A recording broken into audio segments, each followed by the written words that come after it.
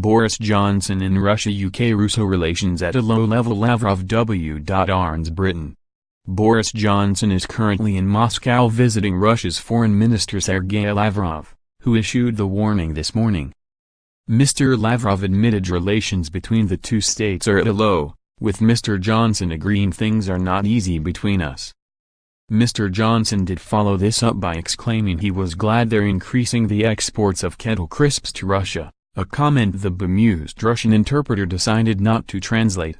Theresa May sent her own warning and said she had a very simple message for Vladimir Putin. Referencing cyber warfare and European interference, the PM said, "We know what you are doing and you will not succeed." Mr. Johnson's visit comes at a time when relations between London and Moscow are strained by differences over Ukraine and Syria as well as by allegations, which Russia flatly denies, of meddling in the politics of various European countries and of backing cyber attacks and disinformation campaigns. Before the trip, Mr. Johnson said, "Our relations with Russia cannot be business as usual whilst Russia continues to attempt to destabilize European states, including Ukraine."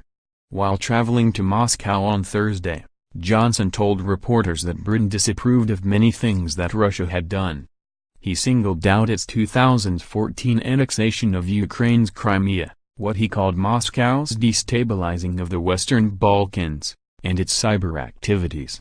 But Mr. Johnson also stressed his desire for London and Moscow to cooperate where they have common interests, saying it was vital for international security that the two countries talk to each other because not doing so risked potentially dangerous misunderstandings.